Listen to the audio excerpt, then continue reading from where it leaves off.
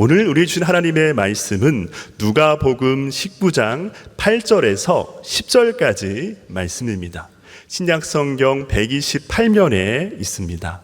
누가복음 19장 8절에서 10절까지 말씀입니다.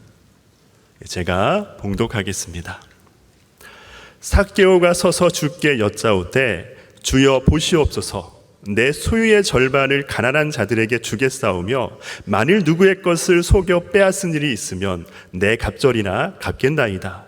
예수께서 이르시되 오늘 구원이 이 집에 이르렀으니 이 사람도 아브라함의 자손이로다.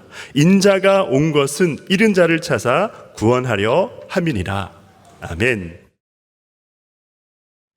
한 랍비가 이제 지혜에 대해서 한 강의를 했습니다.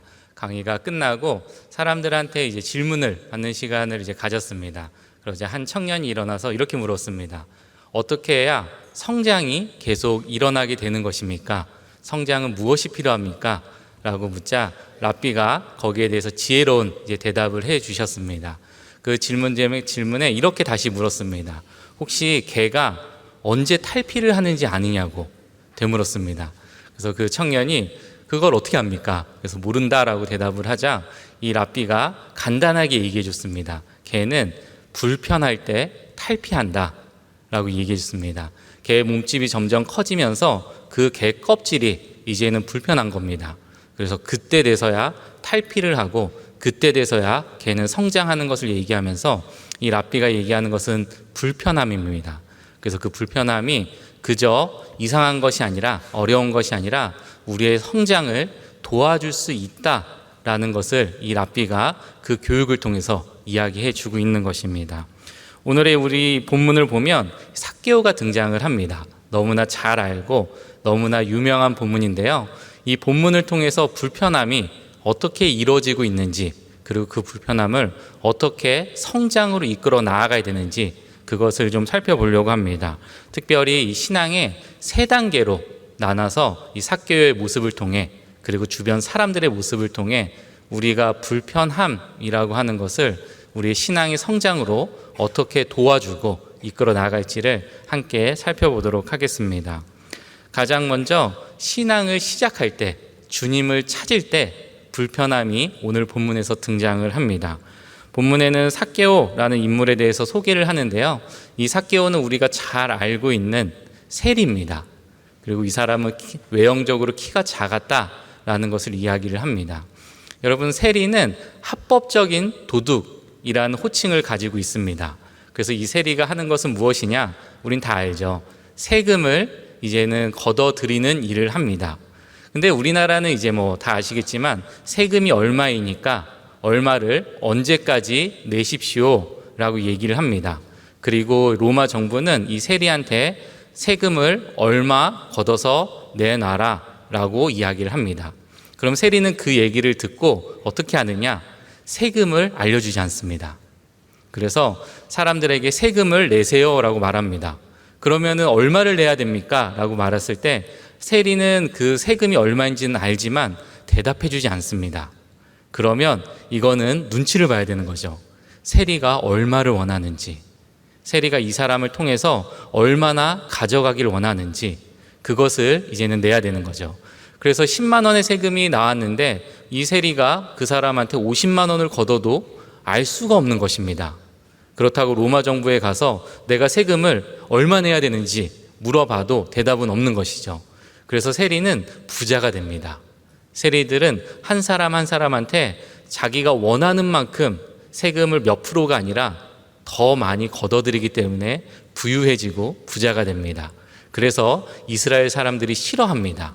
그리고 이스라엘 사람들이 봤을 때 이 세리는 동포의 피를 빨아서 자신의 배를 불리는 사람으로, 부정한 사람으로 인식을 하고 이 사람들의 그 마당에 나무가 이제 열매를 맺어서 옆으로 넘어가는 것, 그것조차도 부정해서 그 그림자도 밟지 않으려고 합니다. 이 사람이 바로 세리이고 이 사람이 바로 오늘 등장하는 삭개오입니다. 이 삭개오가 오늘 갑자기 예수님이 여리고를 지나간다라는 얘기를 듣습니다. 자신이 머물고 있는 그 마을, 그곳을 지나간다라는 얘기를 듣고 예수님을 만나기 위해서 나아가는 것이죠. 그런데 이미 예수님 앞에는 무리들이 쌓여 있습니다. 그럼 이제 삭개오의 선택은 두 가지입니다.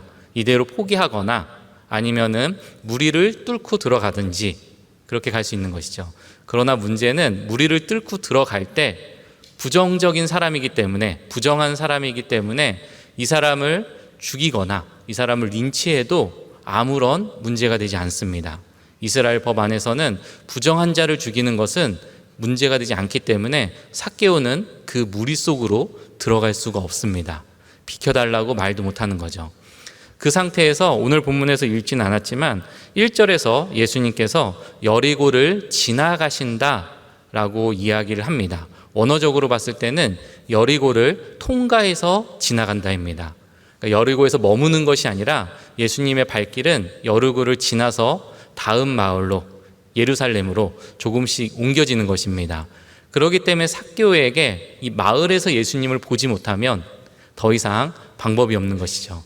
그래서 삭개오는 그것 가운데 이제 예수님을 볼 수 있는 방법이 없는 상황인 것입니다. 그 상황 속에서 갑자기 삭개오가 예수님을 보는 것을 포기하지 않습니다. 그래서 오늘 본문에서 나오진 않지만 돌 무화과 나무라고 하는 이 나무를 올라가서 그곳에 몸을 숨기고 예수님을 보는 것이죠. 이 돌 무화과 나무는 보통 마을에 있지 않습니다. 마을 밖에 이 돌 무화과 나무를 심습니다. 그래서 마을과 마을 사이에 그 사이길에 돌 무화과 나무가 굉장히 많은 것이죠. 그래서 이것을 통해서 알 수 있는 것은 예수님이 여리고를 지나간 것입니다. 그리고 삭개오는 예수님이 여리고를 지나가면 그 밖에서라도 예수님을 보기를 원해서 먼저 마을 밖으로 뛰어나가서 나무에 올라서 자신의 몸을 숨기고 예수님을 보고 있는 것입니다. 그리고 어느 정도 시간이 지났는지 모르지만 예수님께서 마을로 나오셔서 이제는 그 돌 무화과 나무를 지나면서 갑자기 삭개오를 부르십니다. 이 본문을 통해서 알 수 있는 것은 예수님의 목적은 처음부터 삭개오였습니다. 갑자기 예수님이 그 삭개오를 보고 저 나무에 있는 사람은 누구냐? 한번 데려와 봐라. 이렇게 말한 것이 아니라 삭개오를 보자마자 나무 위에서 자신을 보는 것을, 자신을 정말 만나는 것을 갈망하는 그 모습을 보고 그때서야 삭개오야 라고 부르는 것입니다. 그리고 삭개오의 집에 유하는 장면이 등장을 하는 것이죠. 우리는 주님께서 우리를 찾아오셨다라고 이야기합니다. 맞죠? 근데 그 주님께서 우리가 부르실 때 응답을 하시거나 우리가 부르실 때 바로 우리를 만나 주신다라고 하는 것은 우리는 그것은 맞지 않을 수 있다라는 생각을 해야 됩니다. 오늘 주님께서는 삭개오를 만나러 오셨습니다. 그러나 그 삭개오가 포기하지 않고 마을 밖에까지 나가서 정말로 나무를 타는 그 체면을 다 깎는 행동을 했을 때 그때서야 삭개오야 라고 부르면서 삭개오를 만나주시는 주님을 바라보게 되는 것입니다. 그래서 우리는 이것을 기억해야 됩니다. 우리가 언제든지 주님 부르면 만나는 것이 아니라 주님께서는 우리를 바라보고 있지만 주님의 때에 우리를 만나주신다라는 것. 그래서 우리는 언제나 주님을 만나기 위해서 갈망을 붙잡고 가야 된다라는 것, 그것을 바라봐야 되는 것이고 주님을 찾는 모든 수고는 헛되지 않다라는 것을 기억해야 되는 것입니다. 이전에 저희 교수님께서 자신의 목회 이야기를 좀 해주셨습니다. 교수님께서 이제 외국에서 이제 박사학위를 따시면서 계셨을 때 이제 조그만 정말로 개척교회에서 성도가 한두 명밖에 없는 교회에서 이제 잠깐만 오셔서 주일마다 말씀을 전해 주실 수 있냐라고 이제 얘기를 했다고 합니다. 그래서 목사님이 기도를 해보고 자신이 학업을 하는 이유가 결국은 목회를 하기 위한 것이니 하겠다라고 얘기를 했다고 합니다.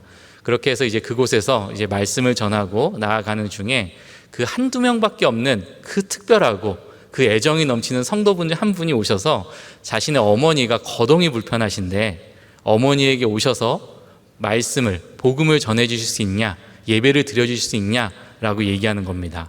그래서 이 목사님이 너무나 기뻤다고 합니다. 그래서 한두 명밖에 없는 이 특별한 성도가 부탁하는 것인데 못 들어줄 이유가 무엇이 있을까라고 이제는 매주마다 찾아가셨다고 합니다. 그런데 가서 보니까 그 병원이, 그 어머니가 있는 병원이 치매병원이었습니다. 그리고 어머니는 치매를 앓고 계신 거죠. 그렇게 해서 매주마다 가셨습니다. 한 2달 정도 가셨을 때 갑자기 목사님이 그 생각이 들었다고 합니다. 교수님이. 이게 무슨 의미가 있을까? 이렇게 전하면 이분은 매주마다 자신을 처음 보는 사람으로 대하는데, 그리고 매주마다 자신이 얘기하는 것을 다 이해하지 못하시는 것 같은데 이게 의미가 있을까?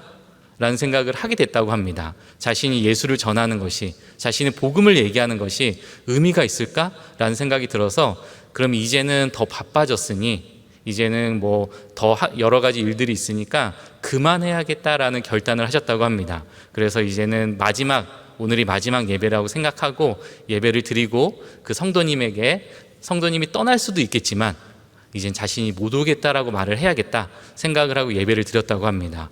그렇게 해서 예배가 끝나고 갑자기 그 어머님이 목사님을 쳐다보면서 고맙습니다 목사님 이라는 이 한마디를 하셨다고 합니다.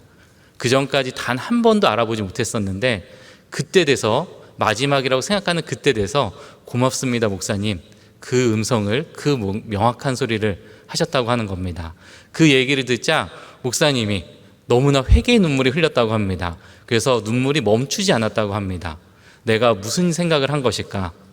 하나님은 우리를 포기하지 않으시는데 내가 왜 하나님 찾는 것을 먼저 포기했을까? 라고 생각을 하고 눈물을 흘리고 그 어머니께 죄송하다고 말하고 기도를 해드렸다고 합니다. 그리고 그곳에 있는 내내 가셔서 거기서 예배를 드려주셨다고 합니다. 다음 주부터는 또 못 알아보셨다고 해요. 그래도 계속 가셨다고 합니다. 그것을 보면서 우리에게 얘기했습니다. 하나님을 찾는 일, 하나님을 갈망하는 일은 무의미한 일은 없다고, 그 헛수고는 없다고, 찾는 모든 사람이 갈망하면 하나님의 때에 하나님께서는 반드시 응답해 주시고 반드시 만나 주신다라고 이야기를 해 주시는 겁니다. 근데 우리는 가끔 착각하고 오해합니다. 바로 만나 주지 않으셔서. 그것을 오해하는 것이고, 이 삭개오의 본문을 통해서 알 수 있는 건 바로 만나 주시는 것이 아니라 하나님의 때에 만나 주시는 것입니다. 그래서 우리는 말씀을 읽습니다. 기도를 하죠. 그리고 필사를 합니다. 아무것도 변하는 것 같지 않습니다. 기도를 하는데 기도할 때마다 뭔가 느끼는 것도 없는 것 같고, 말씀을 읽는데 이 말씀은 뭔가 어려워서 읽어도 잘 모르겠고, 그래서 어제 이어서 오늘 읽었더니 어제는 무슨 말씀인지 기억도 안 나고, 그래서 힘들어지고, 그래서 필사 말씀을 쓰기 하는데 쓰면 쓸수록 팔만 아파서 더 이상 쓰는 것이 힘들어지고, 그렇게 해서 우리는 마음에 왜 변화가 빨리 일어나지 않을까라는 오해를 하게 됩니다. 그러나 주님께서는 기다리고 계십니다. 우리가 말씀을 읽을 때, 기도를 할 때, 필사를 했을 때 그 옆에서 함께 계시면서 우리를 만날 가장 좋은 타이밍, 우리를 만났을 때 우리가 주님을 제대로 알아볼 수 있는 그때까지 기다리면서 하나씩 더 간절한 마음으로 기다리고 계시는 것입니다. 그래서 우리는 말씀을 전하는 것을, 예수님을 만나는 것을 포기해서는 안 됩니다. 어떤 것도, 말씀을 읽는 것, 주님을 찾는 것, 그 어떤 것도 무의미한 일은 없습니다. 주님을 찾는 일은 헛수고가 없습니다. 주님은 반드시 응답하시고 반드시 이끌어 주시는 것입니다. 그것을 오늘 삭개오를 통해서 알려주시는 것이고 우리에게도 보여주시는 겁니다. 그래서 우리의 삶 가운데 주님을 찾는 일, 그것을 마지막까지 포기하지 말고 계속 찾고 나아가는 저와 여러분이 되길 소망합니다. 쌓이면 결국 주님을 만나게 됩니다. 쌓이면 결국 주님께서 먼저 부르시고 찾아와 주시는 은혜를 맛보게 됩니다. 그 은혜를 매일 맛봄으로 말미암아 주님을 기뻐하는 저와 여러분이 되길 소망합니다. 이제 주님을 만났을 때의 불편함이 이제 지나가면 신앙생활을 할 때 불편함이 또 생깁니다. 오늘 본문에서는 삭개오의 집에 예수님이 오셔서 삭개오가 너무 기쁜 상황 가운데 이렇게 얘기를 합니다. 제가 저의 재산을 가난한 자들에게 소유의 절반을 주겠습니다. 여기까지는 뭐 할 수 있습니다. 그리고 나서 더 얘기합니다. 뭐라 그러느냐? 혹시라도 내가 누구의 것을 속여 뺏은 일이 있으면 2배에서 4배까지 갚겠습니다. 우리는 이제 산수를 다 배운 사람들이죠. 산수로 계산해 보면 이건 말이 안 됩니다. 이미 절반을 줬고 그 다음에 이 사람의 재산은 아까 얘기했던 것처럼 다 속여 뺏은 재산입니다. 그렇기 때문에 이 재산의 2배에서 4배를 배상해 준다라고 했을 때는 재산이 남아 있을 수가 없는 것이죠. 그럼 이것을 이스라엘 이 삭개오가 세리인데 수가 약해서 말도 안 되는 얘기를 하느냐? 아니죠. 삭개오는 수가 빠른 사람입니다. 그래서 이것을 명확히 알고 얘기하는 것입니다. 이것은 근동의 문화를 좀 아셔야 되는데, 이스라엘의 문화는 자신이 정말 진실함을 보이기 위해서 자신이 하는 것보다 더 오버해서 얘기하는 것이 문화입니다. 마치 우리가 연애할 때나 누군가를 만날 때 하늘에 별도 따다 주겠다 라고 말하는 것과 동일합니다. 실제로 그래서 별을 따오라 라고 하면은 너무 당혹스럽죠. 할 수 없는 일이니까요. 그만큼 내 마음이 진심이다 라는 것을 보여주는 것입니다. 그래서 오늘 본문에서도 이 삭개오가 자신이 얼마만큼 진심인지, 그래서 자신이 진실된 마음으로 주님과 이제 주님께서 주신 그 은혜에 이렇게 갚아나가겠다라는 결단을 하고 신앙생활을 하겠다라는 얘기를 하는 것입니다. 근데 여러분 생각해 보십시오. 삭개오의 그 재산을 이제 누군가한테 가난한 사람들이 줍니다. 과연 이 사람들이 기쁘게 받을까요? 기쁘게 받지 않을 겁니다.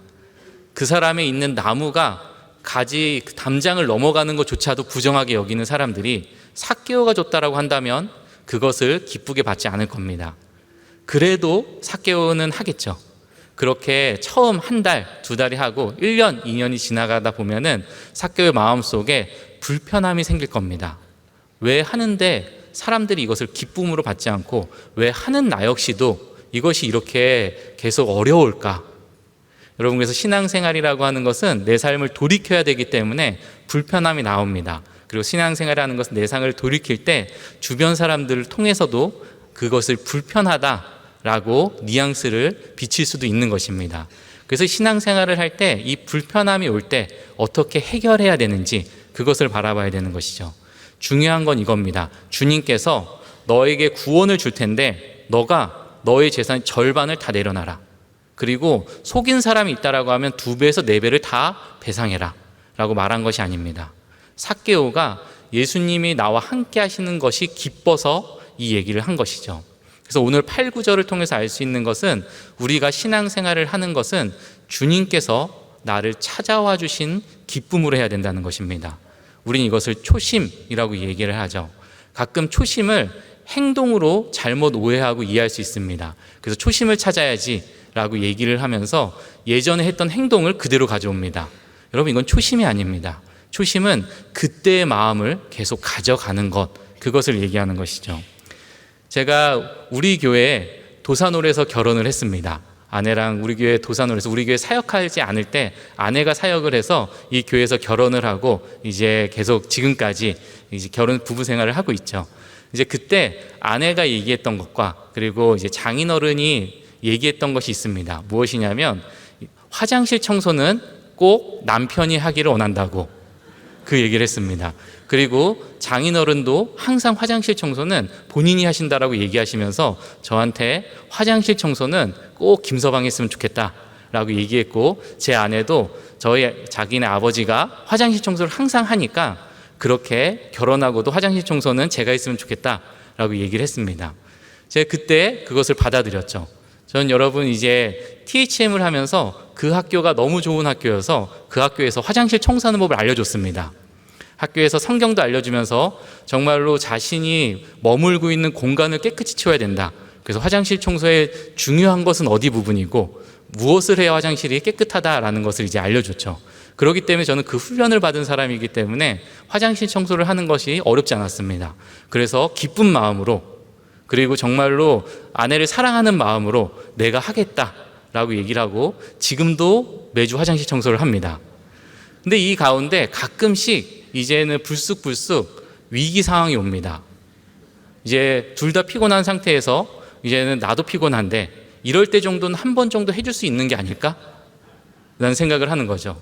이렇게 꼭 화장실 청소를 안 하고 기다려야 되나? 오늘은 나도 피곤하니까 이때는 화장실 청소를 해줄 수도 있지 않을까라는 생각이 들면서 화장실 청소를 이제 합니다. 그럼 그때는 이제 불평과 불만이 넘쳐나는 거죠.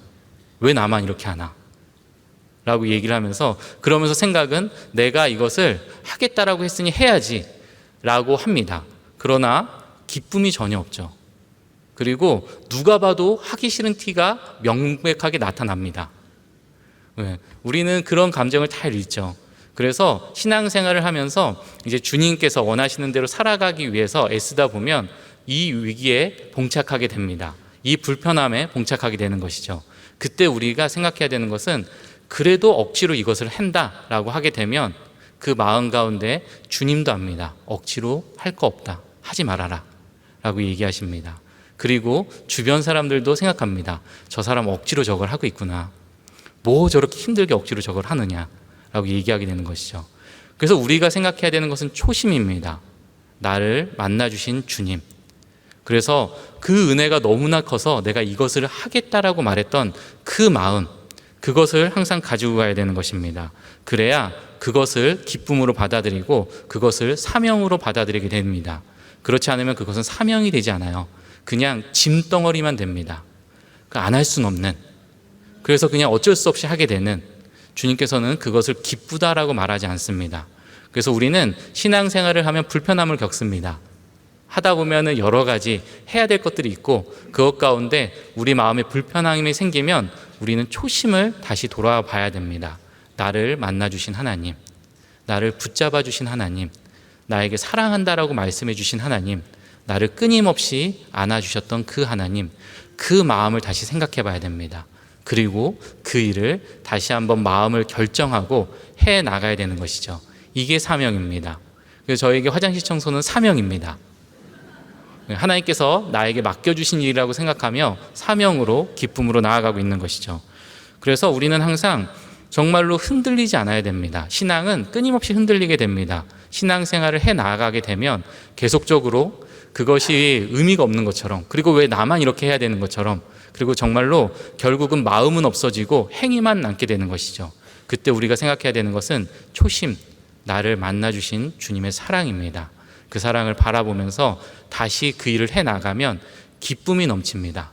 몸은 힘들더라도 다시 기쁨이 넘쳐나가고 우리의 불평함은, 그렇게 불편함은 우리의 성장으로 이어지게 되고 주님의 사랑을 더 깨닫는 은혜가 넘치게 됩니다. 그래서 우리의 신앙생활을 하면서 이 불편함을 매일마다 기쁨으로 바꾸는 저와 여러분이 되길 소망합니다. 마지막 불편함이 남았는데요, 제일 어려운 불편함입니다.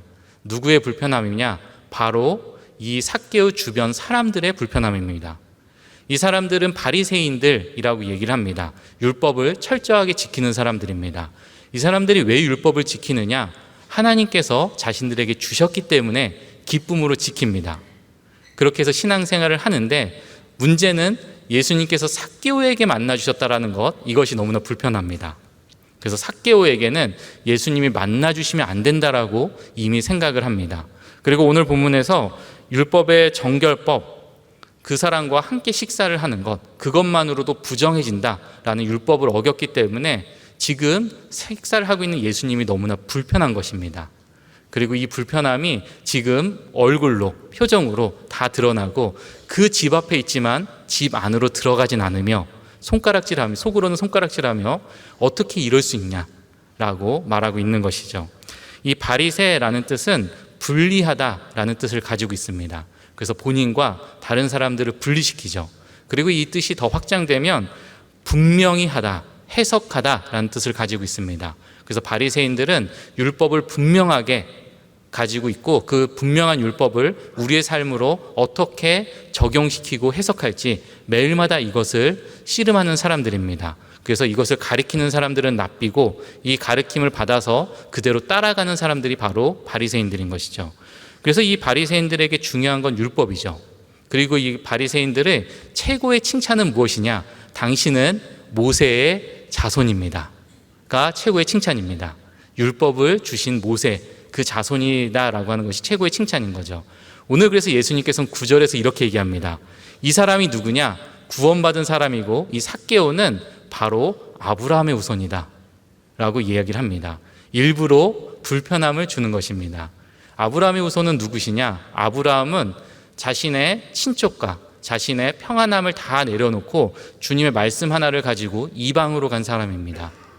정말 그곳에서 평안함을 누릴 수 있지만 그 모든 것을 다 내려놓고 주님께서 말씀하신 그 이방에 가서 그곳에서 신앙생활을 하고 그곳에서 복이 된 사람입니다. 그래서 복이 될지라라고 얘기하면서 아브라함을 통해서 주변에 믿지 않는 사람들이 복에 정말로 그 은혜를 누리고 나아갔던 사람, 그 사람이 바로 아브라함입니다. 그래서 예수님께서 얘기하는 것은 이것입니다. 율법을 통해서 너네들만 보고 넌 시각이 거기만 멈춰 있으면 안 된다. 아브라함의 후손을 봐야 된다. 정말로 이 율법이 더 퍼져나가는 것을 생각해야 된다라고 얘기를 하는 것이죠. 그러나 이것이 너무나 불편합니다. 하필 삭개오일 줄이야. 차라리 소경이나 아니면 차라리 정말로 약자, 사회적 약자나 아니면 억압받는 사람이라고 하면 불편해도 그래도 끄덕일 수는 있습니다. 그러나 삭개오는 억압하는 사람입니다. 그래서 이 삭개오를 만나는 것 자체는 너무나 불편한 것이죠. 그러나 예수님께서는 일부러 이 불편함을 이 바리새인들에게 보여주고 있습니다. 불편하느냐? 그렇다면 다시 한번 생각해 봐라. 불편함의 이유가 무엇인지. 그리고 불편하더라도 내가 시선이 여기 있다라고 하면 너희의 시선을 이쪽으로 가지고 와라. 그래야 성장할 수 있다라고 얘기를 하는 것입니다. 예전에 그 법정 드라마 우영우라는 법정 드라마에서 이제는 한 사건을 이제 맡깁니다. 선임 변호사가 이 신입 변호사 우영우에게 맡겨서 이것은 유무죄를 판단하는 것이 아니라 그냥 변론만 하면 끝나는 거니까 그냥 맡겨봅니다. 근데 이 신입 변호사 우영우가 와서 유무죄를 판단하겠다라고 법을 그쪽으로 끌고 가겠다라고 얘기하자 선임 변호사가 화를 냅니다. 내가 신입한테 그런 걸 요구한 적이 없다. 이 유무죄 판단할 필요 없다라고 얘기를 합니다. 그리고 왜 그렇게 생각하느냐라고 물어보자 이 변호사가 얘기합니다. 만약 여기서 지금 아내가 남편을 살인미수로 정말로 법정 이것을 받게 되면은 나중에 이 남편이 지금 이 상태에서 이제 돌아가시게 되면 이 아내는 남편 이름으로 된 집에서도 나와야 되고 그 다음에 남편이 지금 공무원 연직을 받고 있는 것도 한 푼도 못 받기 때문에 결국 이 여자는 길거리에서 쫓겨나게 될 것이라고. 그래서 이 사람이 무죄가 나와야 된다고. 우리는 이 사람이 이것을 살인을 하려고 했던 것이 아니라는 것을 알기 때문에 미수로 끝나는 것이 아니라 무죄로 판명이 돼야 그 배우자의 재산을 받아야 된다라고 이것을 이야기합니다. 그때 제가 봤던 것은 이 선임 변호사의 태도였습니다. 선임 변호사가 그 얘기를 들으면서 자신이 봐야 됐는데 못 봤다라고. 그리고 내가 자신의 그 입장에서만 정말 그 변호인을 보는 것이 아니라 변호인의 입장에서 봐야 되는 것인데 그것을 놓쳤다라고 사과하는 장면이 등장을 합니다. 우리의 신앙이라고 하는 것이 처음에는 나를 만나주신 주님을 기뻐하죠. 그리고 그 주님의 뜻대로 살아가는 나의 삶을 이제는 기뻐합니다. 그 다음 시선은 이제는 주님께서 시선이 가 있는 그 사람을 바라봐야 됩니다. 가끔 그 사람이 나를 불편하게 하는 사람일 수도 있습니다. 그리고 주님께서 그 사람을 바라보게 하는 것이 불편할 수 있습니다. 오늘의 바리새인처럼. 그럼 우리는 바리새인과 뭐가 달라야 될까요? 바리새인은 불편하게 생각하고 불편하게 끝냈지만 우리는 그 불편함을 딛고 주님께서 왜 그 사람에게 시선이 있는지 그것을 기도하며 나가야 됩니다. 나는 마음에 들진 않지만 주님께서 거기에 시선이 있다라고 한다면 그 사람을 위해서 나 역시도 품고 기도해야겠구나. 그 사람을 위해서 나 역시도 살아가 봐야 되겠구나. 너무나 싫지만 해봐야겠구나 라고 그 틀을 깨야 되는 것입니다. 그래서 오늘 본문에서 가장 어려운 것이죠. 신앙생활을 오래 하면 할수록 굳어지는 것들이 빨리 일어나게 됩니다. 이 굳어진 것을 계속 풀기 위해서 주님께서 우리를 사랑하셔서 우리에게 불편한 사람을 계속 보여주십니다. 그리고 그 불편한 사람을 위해서 기도할 때 신앙은 성장되고 성숙으로 나아가게 되는 것입니다. 이 세 번째 불편함은 우리 모두에게 항상 가장 크게 걸림돌로 걸릴 수 있게 될 것입니다. 그러나 우리는 바리새인들과 다르다라고 얘기했기 때문에 동일하게 행동하면 안 됩니다. 그 사람처럼 난 그 불편함을 그냥 불편함으로 끝내겠다라고 하면 바리새인처럼 되는 겁니다. 여러분, 율법이 악한 것일까요? 율법은 선한 것입니다. 그러나 그 율법 안에 갇혀 있는 것이 악한 일이 되는 것이죠. 그래서 우리 신앙에 매일마다 주님께서는 성장하기를 원해서 불편한 사람들을 보여주십니다. 그때마다 우리 시선을 주님의 시선에 맞춰서 그 불편한 사람들을 위해서 기도함으로 말미암아 우리의 시선이 더 확장되고 성장되는 그런 은혜가 넘치기를, 그리고 여기 계신 모든 분들이 되기를 축복하고 소망합니다.